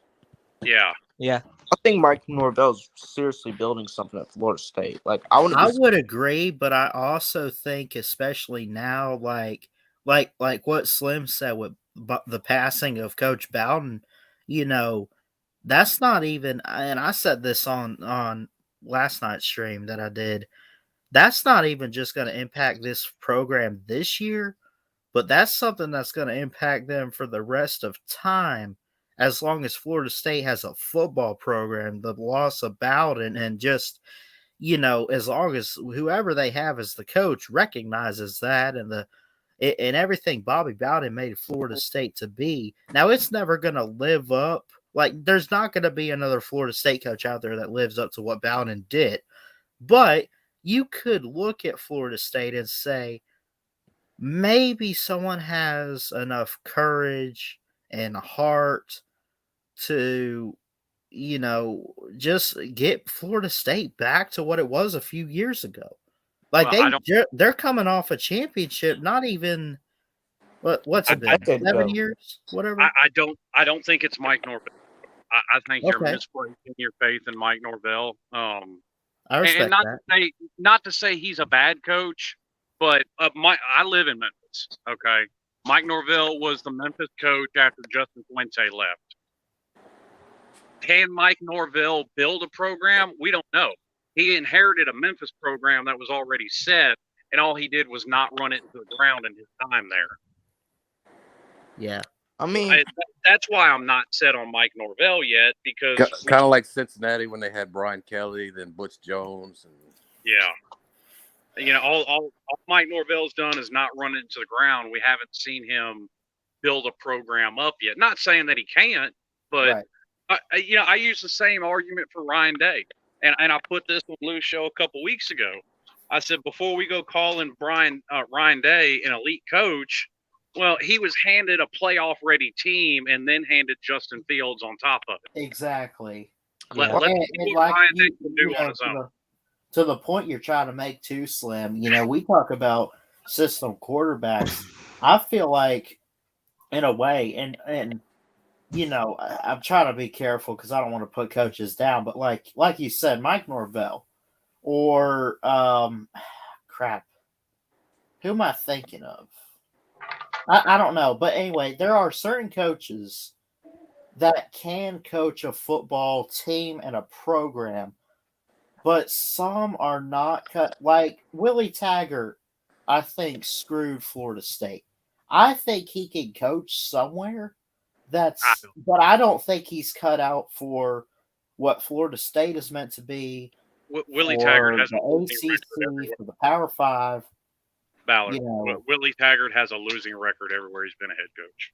Well, okay. Well, but you get what I'm saying, though. Like, we don't get what you're saying at all. I mean, I get what you're saying, just bad example. Yeah, no, I got you. That's a mistake on my part. I mean, it happened. I mean, we all say pretty dumb things sometimes. Yeah. Well, and the reason I've gone back to this a couple times with arguments both of y'all have made. Y'all are just young, and at one time I was too. Yeah. I mean, it's just by dint of being young, you're dumb, and it's not a put down. It's just by dint of being young. Even if you're an extremely smart person and you're young, you're very inexperienced. Right. Yeah. I mean, it's not a knock. It's just how life goes. Like we were talking about earlier, it's how college football goes. Runs in cycles, just goes around, goes around, comes around, and it just keeps going. I mean, I was watching. I caught a clip from First Take, and they were Michael Irvin and Steven were having a conversation. Is Miami ever going to be back? Yeah, of course they are. They're in South Florida, which is the richest environment for talent. And we already. I mean, at the moment they have a young coach that is going to make dumb, boneheaded mistakes because he's only been a coach for 3 years. But we've already seen it with Mark Richt in 2017. You have a decent year, they're automatically pulling in a top 10 class. Well, I mean, the Florida teams, they just got to keep some of these guys in Florida. I mean, yeah. You look at. And I'm not trying to brag here. Derrick Henry. I mean, I'm not trying to brag here, but Georgia, they do steal a lot of Florida's recruits, and that's an issue with Florida State, and Miami. And Alabama steals Florida recruits too. Because Nick Saban is by far the worst. Georgia's, I don't even really see them as a threat too much for Florida recruits. I'm sorry, I just don't. I mean, when you just go by sheer numbers, they're not. I mean, Georgia's always recruited. I mean, with Kirby Smart is always recruited with Alabama. It's just putting it on the field. Now the problem, and I've said this for years, the biggest problem I saw this under Al Golden. You realize when Al Golden was the coach at Miami, he didn't even offer Derrick Henry. I mean, not Derrick Henry. He didn't even offer Mark Ingram a scholarship to come play at Miami. Now that's dumb. Who was it? There was another big wide receiver a couple years after that. God, I can't remember who it was now. Julio Jones? Yeah. Jones is from Alabama. Yeah, Jones from Alabama. It wasn't him. It was A.J. Green? Amari Cooper. He didn't even offer Yeah. Cooper. And Amari Cooper said in an interview, if he had gotten an offer from Miami, he never even considered Alabama. Yeah. He never even got one. That's like Bo Jackson grew up Alabama fan, and Ray Perkins said, "Nah, we're good." He went to Auburn. You know what? I want y'all to ask y'all this. What do y'all think about Emory Jones? Because I don't think he played that well at all. I think there's a reason Emory Jones has been sitting on the bench for 4 years. He sucks. Sorry. Yeah. No, you know what? I'm not apologizing for that. I'm not sold on Emory Jones. I said it. I'm in it. I'm sorry. Well, 113 yards passing. That's a lot of check downs, and I mean, I have to question Dan Mullen as a so-called quarterback guru too, because I mean he thought Felipe Franks was a better quarterback for 2 years over Kyle Trask until Felipe Franks got hurt. And how do you mess up Tim Tebow and Dak Prescott? You can do that. Yeah. But Tim Tebow's not a quarterback. Tim Tebow was never a quarterback. He's a tight end. Well, in college, I mean, he was all right. Yeah, he had Percy Harvin to catch whatever junk he threw up. That's an interesting. Hey, Slim, that is actually a very interesting. I mean, is it fair to say now you cannot take away a Heisman and 2 national titles from Tim Tebow and what he did, but I mean, was that really much a factor of what he had around him? Yes, it was. I've said the same thing about Ken Dorsey when he was at Miami. So I've made that exact same argument even about Miami quarterback Ken Dorsey, the runner-up to the Heisman, the 2001 Maxwell Award winner and national championship winning quarterback, he looked good because he had Andre Johnson, Jeremy Shockey, Reggie Wayne, and Santana Moss to throw the ball to. Fair. That's insane. And that's one of my points about Mac Jones, in my opinion. Okay. I respect that. I think Mac Jones is systematic. No doubt. Well, I don't think necessarily Mac Jones is systematic, but Smith and Waddle made him look a lot better than he probably is. I wouldn't put Mac Jones there. I'd put, like in the early days of Saban. I mean, AJ here's McCarron, a great example. I'm gonna throw up. Georgia quarterback in there. Remember when everybody was talking about how great Jake Fromm was in 2017, and now when there's nobody around him, he's apparently terrible. Well, that's because he is. 2017 was everybody else around him. His 2 first-round running backs, NFL wide receivers, great offensive line, great defense. That's what it was. Yeah, LW. That's why I also say the greatest team not to win a championship was the 2000 Miami team. It was even more loaded than the 01 team. For sure.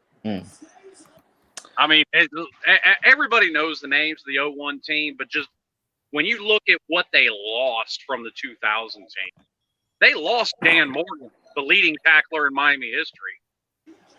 They lost Santana Moss. They lost Reggie Wayne.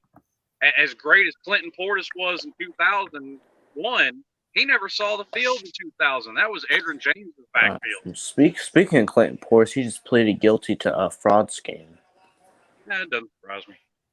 Well, Andre Johnson, he's one of the best wide receivers I've ever seen in the NFL. He just got stuck with the Texans. I'm sorry. Yeah, so Clinton Portis Andre is getting Johnson. arrested. Oh, yeah. Oh, Andre Johnson to catch anything within 15 yards of him. Oh, he's just unlucky to get drafted by the Texans. Yeah. I mean,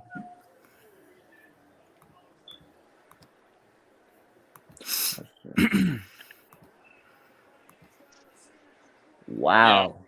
Yeah. And I'm also like I got into a Go Bucks in Uncle Lou's comment section wanting to have a go with me one day because he thought I was one of those Miami fans that bitched about that pass interference call in that 0-2 Fiesta Bowl. And yes, it was a bad call, but I've said since that game was played, look at Ohio State that year. Ohio State that year, every single game was a nail biter. In 0-2, Miami blew everybody out just like they did in 2001. If Miami come in there and played like they should have, they'd have blown out Ohio State. Miami killed themselves. That pass interference call, that's it. Bad calls are built into every game. And that's one of those things I say about the I guess you call it the infamous Georgia-Alabama punt block call or the offsides or whatever. I mean, bad calls like that happen. You guys know what I'm talking about, right?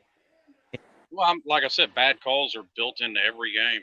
Yeah, every single one of them. That's when people talk about Tyler Simmons not being offsides and then blocking the punt. That's what I'm talking about. Yeah. No, stuff like that happens, and it was one of those times, unfortunately. Yeah, bad pass interference calls happen. I mean, they happen in the first quarter, the second quarter. Perfect example. I saw a late hit out of bounds in that Georgia Clemson game that almost started a fight on the sidelines, and the refs never threw flag one. Yeah, but I mean, the refs are making bad calls on Georgia's side too, in my opinion.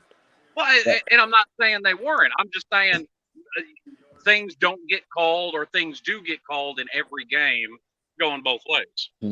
One of the most stupidest things in football and ever is that, look at these refs rigging the games. These refs like this team better. It gets so annoying to a point where it's like, it's obviously that they're not doing it. And I always say this: is seven or eight middle-aged guys running around watching 22 super fast athletes all the same. I mean, things are going to get missed. You can't really harp on it. Yeah. Absolutely. I mean, maybe they should start. I mean, maybe they should start hiring younger officials instead of. Well, the thing is too, if you're following say it's a run play and it's a run play going to the left side of the line. Well, you're not looking at the hole that's happening on the right side of the line that's not being called. Yeah. Hangout streams, man. And to be honest with you, I don't think they should. If it doesn't affect the play, fuck it, let it go. Yeah.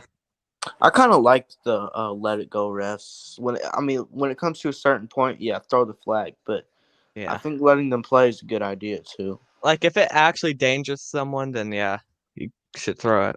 But Well, it's not really that. I mean, does holding ever danger someone? no. Yeah, so Like, you can't base it yeah. off that. Well, Yeah, I'm talking about like targeting calls and stuff. Oh well, I mean, if it's hit to the head, then that's illegal. They have to call that. Yeah, that's illegal. But I don't even care. This ain't Like- ballet.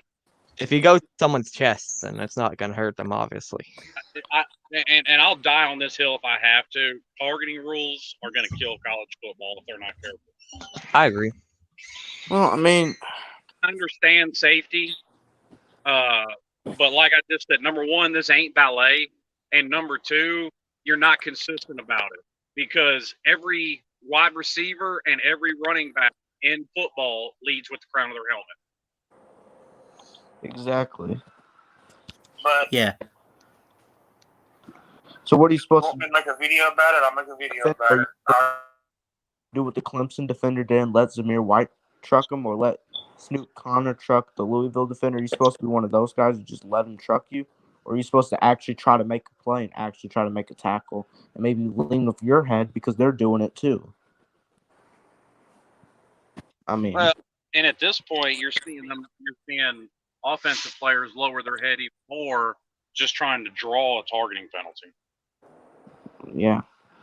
And it gets to the point it gets to the point, number one, how low can a defender get? And number two, if you go too damn low, then they're flipping.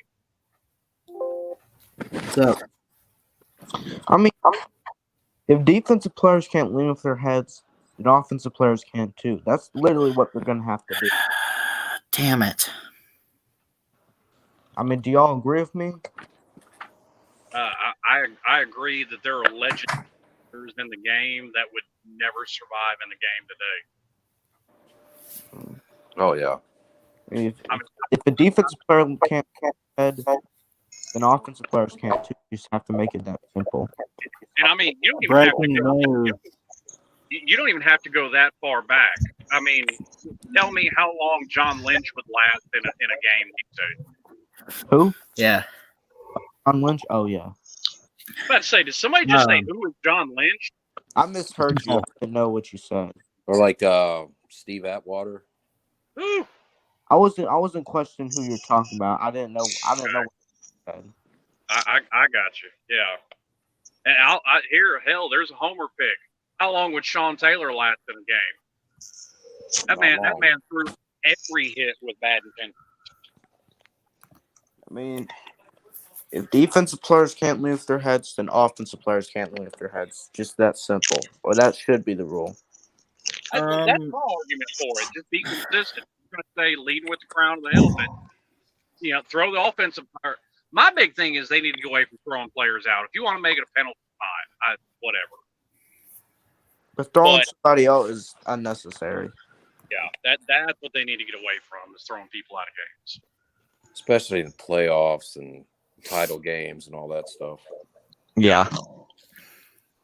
And it could be a regular season game too, because it 100% affected Miami's defense. Bubba Bolden getting thrown out of that game. That's our best safety. Yeah.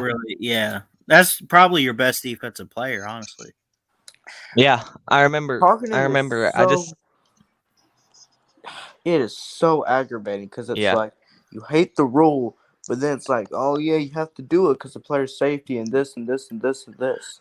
Well, like I said, I understand player safety, but this ain't ballet. Fair. I got real quick. Yeah, fellas, take it. If you think college is bad, then I suggest you never watch an NFL game again. Yeah. Breaking news that the Unprofessional Sports Show has been put on hold. Wait, why? There's some stuff Chess and I are trying to figure out with the show a little bit. That's all it is. But we're gonna try to. I mean, I really like that show. So no, it's we're only taking like maybe 3 or 4 weeks off for a month just to kind of, you know, relax from it for a bit, come back, talk some football with you guys, and just we want to find ways to Well, just in make my the show opinion, a little bit better. Chess was doing way too many shows, in my opinion. But that's just me. Yeah. One thing, and here's another thing about the targeting rule. There are so many bad calls that are clearly not helmet to helmet and not the hitter's fault, and the guy still gets ejected for barely nothing. I mean, I'll be the first to admit I was completely surprised, especially the way the game went, it being such a defensive game, that James Skalski didn't get kicked out of that Georgia Clemson game. Yeah. I was completely shocked. They completely screwed them in the that playoff game against Ohio State, though. See, that type of hit, even though I don't think he should have been ejected, that was a dirty hit. I mean, he could have done more things there than do that. I remember they threw Amari Carter out of our game against Clemson last year for a hit on Trevor Lawrence. Yeah, you could say he led with the crown of his helmet, but he also put the crown of his helmet into his gut. It was helmet to helmet. Remember that Lewis Scene play? The what? The Lewis Scene hit against Florida? Not really. Y'all should see it. It might be the best hit of all time. Yeah. Are you talking about where that Florida and Georgia player almost knocked each other out, or one of them did get knocked out? Yeah. I still question to that day if that was just if they only threw the flag because of the force of the hit, because that didn't really look helmet to helmet on the replay. I don't remember if it was helmet to helmet, but I know that Georgia player had so much of a head of steam he knocked himself out when he hit that Florida receiver. Yeah. I thought that was the funniest shit I had seen in a while. Well, I mean, yeah, I'm old school. You know, I mean, my pro team is Tampa Bay, so I mean that nasty defense they had in the early 2000s. That's my kind of. It was like get your feet in the mud and drag those players with you type of defense that they had, man. It was probably some of the best. Well, no. Drag a player with you is what Tampa Bay had on offense with Mike Allstott. Yeah. I miss those types of players. And you know that's something I think you could bring back into football and mess with some defenses, because who uses the fullback anymore? Right. No one. I think really. I would, especially, and here's why: defensive backs are getting so small that if you get a great O line, a big fullback, you get to the second level, nobody's going to tackle him. Especially with defensive recruiting, you know, they're going with smaller linebackers to help with the spread offenses and all that stuff. Mike Allstott could carry 8 of these guys on his back. Put Herschel Walker in today's game with his speed and size and strength. Hell, Allstott would still be playing if he can get away with it. The doctors that they won't. That's why he was forced to retire, because they wouldn't give him medical clearance to play anymore. They want to give him what? A medical clearance to play anymore. Why? Mike Allstott broke his neck 3 times, I think. Yeah. Well, Herschel Walker in today's game, that would be amazing. I mean, Mike Allstott was the antithesis of why they wanted to get away from that crap. Because what did he do? He put his head down and started trucking people.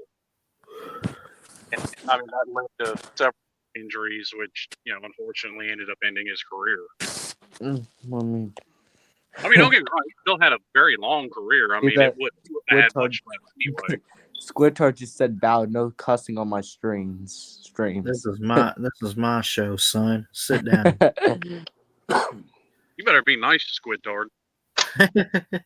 Nah, Squid's good people. I know he kind of messes around a little bit. Yeah. Chess was doing way too many shows at one point. He really was. Yeah, and I know he was kind of talking to me on the phone and saying, like, dude, these Hangout streams are... Listen,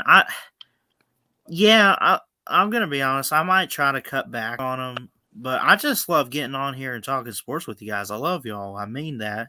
I love Ballard. sports, and I mean, you know. what Chess have? He had 2 Hangout streams a week, Hall Yeah. of Fame show. He had the game night show, unprofessional sports show. What else did he have? He basically just every day. He did the Sunday night show. I mean, he did so many. He did a show every night. It was ridiculous. What's up, Slim? Do what you want to do. Yeah. I got you.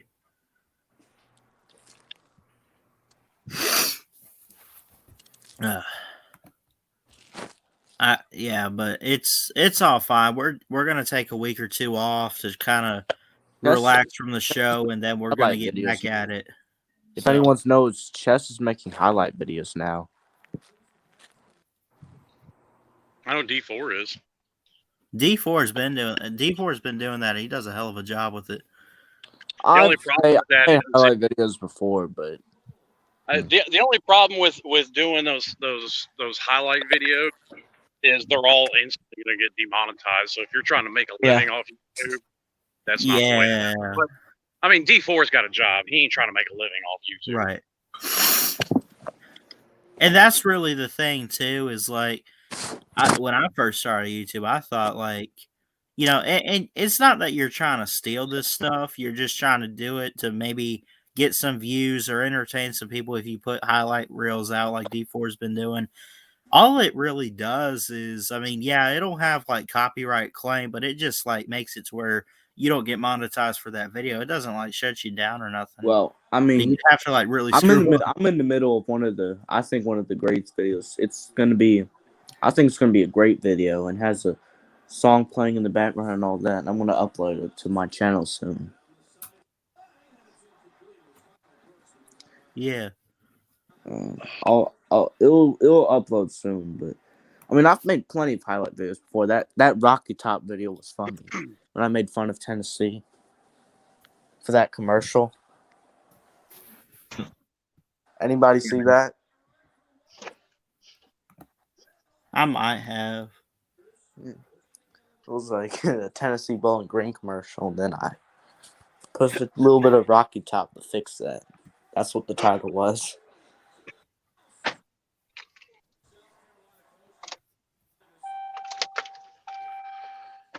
Oh, Lord. You getting in your car?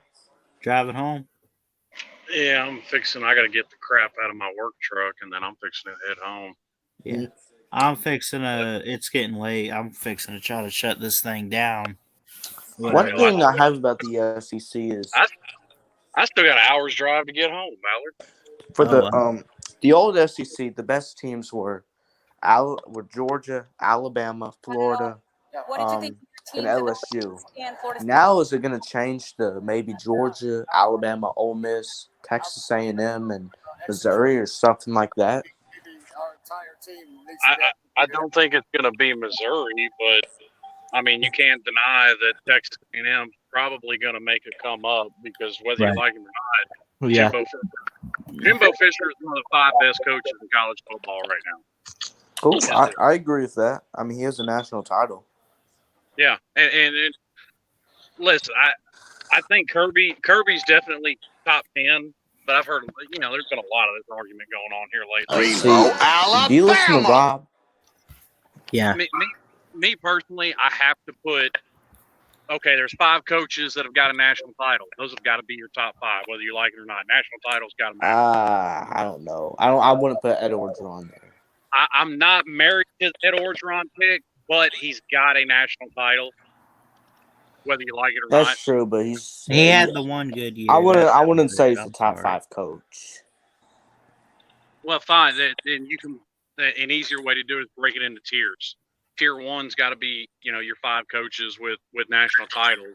Tier 2, right up underneath them, it's got to be your Kirby, your Lincoln Riley. So far in his career. I see what you're saying, but I would not put Ed Orgeron in my top 5. I don't even know. Would you even try to put him in your top 10 even? No, I wouldn't. I wouldn't. Look, he's on the edge of getting fired soon. People are already talking about it. Into what? Horse. What did he say?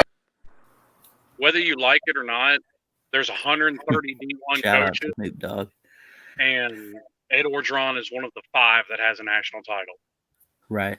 Yeah, but I mean, Mac Brown is one of those 5. see what you're saying, but I wouldn't do it. Well, there's a lot of coaches out there. Like, I mean, I know If I had to put a top 5 together, Nick Saban, Dabo, Lincoln Riley. I guess you can maybe put Kirby in there, and I guess Jimbo Fisher. Well, I mean, but especially when you're talking about coaches, you have to go off resume. Kirby, Lincoln Riley, none of those guys' resumes match up to Mac Brown. And then the second tier, you have coaches like Brian Kelly. He does a good job for what he can get in Notre Dame. I mean, if you're going off the 5 coaches who have national titles and putting them in the top 5, then your top 5 would be Nick Saban, Dabo Swinney, Jimbo Fisher, Ed Orgeron, and Mac Brown. Yeah. Can you sit there with a straight face and say Kirby right now? Kirby's resume matches up to Mac Brown's resume. No, it doesn't. No, it doesn't. All right, yeah, Mac Brown's ahead of Kirby. I've agreed. Like I said, I'm not married to the Ed Orgeron thing, but the national title does have to matter. Yeah, I don't know why I said that. I don't know why I said Kirby was the top. I guess I just couldn't think of anybody else at the time. I don't know. Yeah. I mean, it's not to take anything away from Kirby. I do think Kirby is a better coach than Ed Orgeron. Right. But, I mean, like I said, the national title has to matter. Yeah, but here's the thing, man. I mean, like we talked about earlier, yes, winning a championship. Now, when you look at Saban, when you look at Dabo, these coaches right now that are active that have won multiple, that's a big deal. But like, we have to look at it from this standpoint too. Is anybody going to tell me that Ed Orgeron's a better head coach than or Gene Chizik? Florida State had Jimbo has one national championship under his belt. Does that mean we look at him as one of the top coaches in America? Is anybody going to tell me that Gene Chizik or Ed Orgeron is a better head coach than Bill Snyder? Right. See, that's what I'm saying is you have these, and I'm going to use this term lightly, one-hit wonder type of coaches. I'm not saying that to be a dick or nothing, but like you have these coaches that have only won one or made one. And all of a sudden, it means they're better than this other coach that, like, Coach O has a title. Kirby Smart has yet to get one. Is Coach O better than Kirby as a coach? I don't think so. No. I would say Jimbo Fisher and Mac Brown are right now better than Kirby, but I wouldn't say Ed Orgeron. You know what you can give Ed Orgeron over Kirby? Ed Orgeron was smart enough to leave the offense the fuck alone. Well, I mean, Kirby's doing that right now. That's fair. He's leaving it in Todd Monken's hands, which we'll see how that goes. But the great thing about college football is that we have 4 more months of it, and we get to find out who's going to win the national championship, who's going to make the playoffs. It's still a long way off, man. We got a lot of football left to be played. The hell on. I could ask all about the games next week. I can ask all about the games later. I mean, we got so much football left, and that's the great thing. We'll find out. Is this the year for Georgia? We'll find out. I think it is. I hope it is. Well, you're a Georgia fan. I'm a Georgia fan. Why would I be sticking up for Georgia so much earlier in the stream? But I mean, I don't think you can, because I mean, you said, somebody said earlier in the stream, I think it was Slim Shady. He said that he hates the national title you suck thing. Well, if that's really true, then one national title doesn't mean that, I mean, you're a great coach. And if you don't have... I said national titles aren't everything, but they matter. Yeah. Now, like I said, I'm not married to that idea. Resumes, I guess. If I had to rank the top 5 coaches right now, I'm gonna say Nick Saban 1, Dabo Swinney 2. Whoa. I guess you could say Lincoln. Well, he doesn't have a natty. I'll go Mac Brown 3, I guess. I think so this is based on natties then, Jacob. So you're I'd say Lincoln We just Riley's got through saying that they don't really. I mean, one national title under your belt or whatever. I mean, that really I should. think Lincoln Riley's a better head coach than Mac Brown, and I think he will Okay. be. But in terms of achievements, That's I fair. guess you have to go with Mac Brown. Okay. Well, I understand. But and that being the case, you also have to put Jimbo Fisher above Lincoln Riley. Yeah. Yeah. In terms of And achievements, Coach O, maybe. I think in terms of coach, I think Lincoln Riley's the third best coach in college football. Where do you put Brian Kelly? Who Brian doesn't? Kelly's outside the top 5, in my opinion. Well, yeah, Is he outside the top 10? 5. The guy can't get a quarterback and receivers to win a big game. That's Well, I mean, that's true. But what I'm saying he is, he played the national championship in 2012, and then has been to 2 playoff appearances with academic restrictions and stuff like that. I mean, he's done a pretty well job there. Yeah. I mean, Similar I'm to sure Mark- there's a lot of he's teams Mark that would Richt like to have Brian 2.0. Kelly. he's similar to Mark Richt. I mean, I don't. Well, and I've been over this several times too. I think, especially at this point, Mark Richt is a better coach than what Georgia fans perceive of him at this point. I mean, is Bobby Bowden any less of a coach because it took him 20 years to win a title? He's not. No. There's a difference in coaches when it comes to coaching and achievements.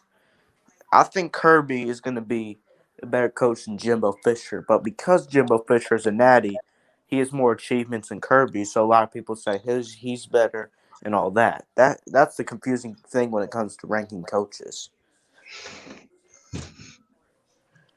I mean, well, he's also got a lot more wins under his belt than Kirby does too. yeah, I mean, Lincoln Riley, I say he's the third best coach in college football, but if you're basing off achievements, he's not because he has no natty.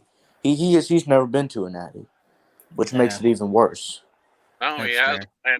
and I mean, the knock against Lincoln Riley, and it was, that was kind of the knock against Florida last year. They're a great half a team, but it takes a whole team to win. They are.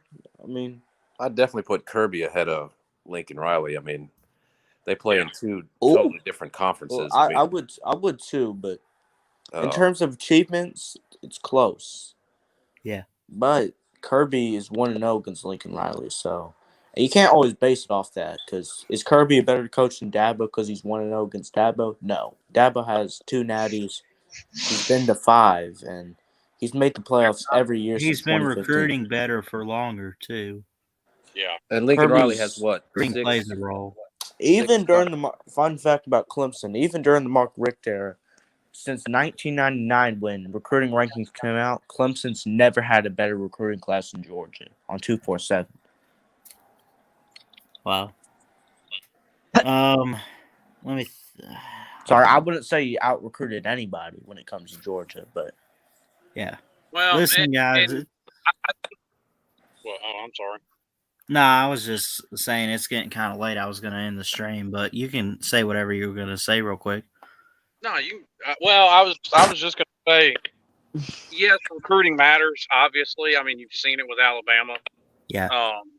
But at the same time, I think people put too much stock in it because number one, you have to develop those players, and we've all seen it. Every single team's got stories of a 3-star or a 2-star that came in and turned out to be an absolute monster. Right. like Rudy, right? No, I'm not. No, well, here I'll use the homer pick. I'll think of some Miami guys on the top of my head. Ray Lewis didn't have a scholarship offer until the very last game of his senior year of high school. Yeah. Santana Moss was a 2-star nobody wanted. Favorite team, Clemson. He still is Kirby outside the top 25 when it comes to coaches. Doesn't that just sound ridiculous? Yeah. Like when Rob said Kirby wasn't a top 25 coach. Yeah, that's a stupid statement. I mean, Kirby, in my opinion, is at least top 10. I mean, absolutely. I don't think anybody with 2 brain cells to rub together would argue that point. I mean, because even if you put it in achievements, there's not more than 5 that have national titles, and Kirby's definitely one of the best 5 coaches who hasn't won a natty. So, I mean, that means he's top 10 when it terms of achievements. And he's even more top 10 if it comes to being a coach and especially recruiting. Hey, Ballard, if you wanted to go ahead and end it, if you want, end it. And I guess we'll continue our own conversation. Yeah, man, I'm gonna head to bed, but y'all in the comments and anyone watching, hit that thumbs up, hit that subscribe button. We love you guys. And everyone, I guess, I don't know, say whatever y'all say, but I'm saying roll tide. I'm saying go Dogs. See you guys. Y'all have a great week. Love y'all.